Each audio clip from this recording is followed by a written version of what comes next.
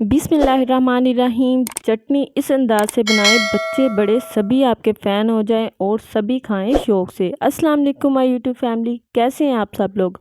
आप देख रहे हैं मेरा यूट्यूब चैनल नूरीन मुस्बा किचन। अल्लाह बरकत दे आपके खानों में, आपके रिस्क में, आपके कारोबार में। हंसते मुस्कुराते हमेशा अपनी फैमिली के साथ शादो पार रखें। इन ढेर सारी दुआओं के साथ स्टार्ट कर लेते हैं किस तरह से बनाएंगे। और यहाँ पे जिन लोगों ने अभी तक चैनल को सब्सक्राइब नहीं किया, चैनल को सब्सक्राइब कर लें। स्टार्ट कर लेते हैं। बिस्मिल्लाहिर्रहमानिर्रहीम। यहाँ पे मैंने ले लिए हैं सबसे पहले टमाटर। 4 मीडियम साइज के मैंने टमाटर ले लिए हैं। इसके साथ इसमें ऐड करेंगे 2 अनियन। 2 मैंने मीडियम साइज के अनियन ले लिए हैं। एक हमने लहसुन का जवा ले लिया है। यहाँ पे सबसे पहले काम करना है, आपने इसे अच्छे से वॉश कर लेना है। उसके बाद नेक्स्ट प्रोसीजर करेंगे। यहाँ पे ले लिया है मैंने स्टैंड। मेरे पास बड़े वाला था, आपके पास जो भी अवेलेबल हो छोटे वाला भी यूज़ कर सकते हैं। यहाँ पे मैंने रखती हैं टमाटर, लहसुन और प्याज। स्टोव को कर देंगे ऑन और इन्हें अच्छे से हमने टेंडर सा कर लेना है। अच्छे से इन्हें सॉफ्ट कर लेना है। इसी तरह से पलट पलट के हमने दोनों साइड से अच्छे से इसे टेंडर कर लेना है ताकि अंदर से अच्छे से गल जाए। आपने एक दफ़ा ये चटनी ट्राई की, यकीन माने आप मुझे दुआएं देंगे कि ये रेसिपी आपको पहले क्यों नहीं पता थी। बहुत ही डिलीशियस और टेस्टी किस्म की ये रेसिपी बनेगी। वीडियो को आपने कंप्लीट वॉच करना है। ये देखें अच्छे से टेंडर हो चुके थे, मैंने उतार लिए थे। इन्हें कर लिया था मैंने ठंडा। उसके बाद हम इसके छिलके उतार देंगे। सारे छिलके आपने इसी तरह से अपने हाथ की मदद से उतार लेने हैं और इसमें बहुत ही अच्छा सा टेस्टी सा स्मोकी सा फ्लेवर आएगा। इसी तरह से इसके प्याज के छिलके भी मैं अच्छे से उतार लूँगी। और ये देखिए अंदर से प्याज अच्छे तरीके से गल चुका है, जला ये बिल्कुल भी नहीं है। यहाँ पे ये सब्जियाँ जलेंगी नहीं, ये अंदर से अच्छे से टेंडर हो जाएगी।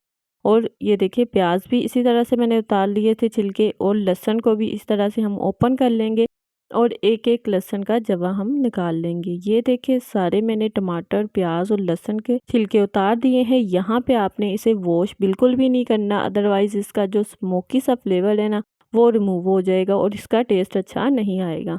अब इसे करेंगे हम चॉप। मैंने ले लिया है हैंड चॉपर। आप इलेक्ट्रिक चॉपर भी यूज़ कर सकते हैं, आप बीटर भी यूज़ कर सकते हैं। इसे क्यूब्स में कटिंग करके हम इसमें ऐड कर देंगे और इसे कर लेंगे हम चॉप। सारे टमाटर मैंने इसमें ऐड कर दी हैं कटिंग करके। इसके साथ लहसुन भी इसमें ऐड कर देंगे और इसे मैं कर लूँगी चॉप।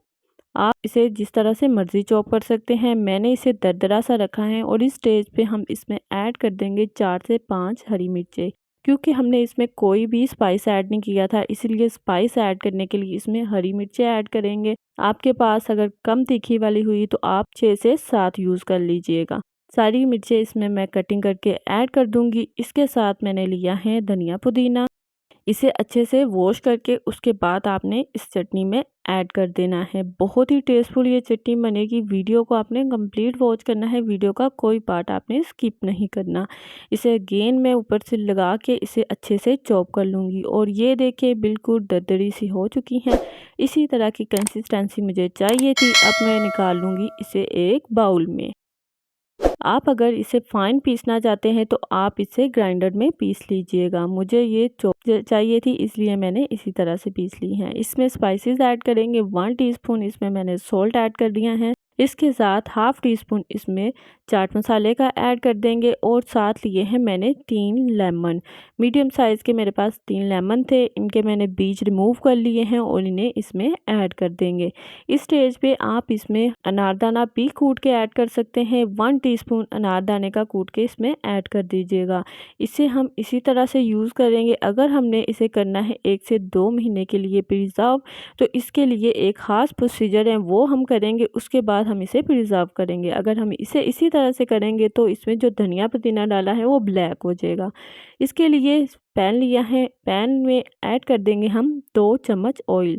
लो फैट हमने बनानी है इसलिए ऑयल हम ज़्यादा नहीं ऐड करेंगे। 1 टीस्पून इसमें ज़ीरे का ऐड कर देंगे। हल्का सा आपने इसे सौते कर लेना है। उसके बाद आपने इसमें ऐड कर देनी है तमाम चटनी। ये तमाम प्रोसीजर इसलिए हमें करना ज़रूरी है अगर हमने इसे प्रिजर्व करना है 1 से 2 महीने के लिए। यकीन माने बहुत ही टेस्टफुल बनेगी ये चटनी। एक दफ़ा आपने ट्राई ज़रूर करना है। ट्राई करने के बाद फीडबैक ज़रूर देना है। इसी तरह से इसे मैं भून लूँगी 1 से 2 मिनट के लिए और अच्छे से इसे सौते कर लेंगे। ये तमाम प्रोसीजर हमने इसलिए किया है कि हमें इसे प्रिजर्व करना है। ये देखें अच्छे से हो चुकी है। 2 से 3 मिनट के लिए अच्छे से मैंने इसे सौते कर लिया था। अब इसे करेंगे डिश आउट।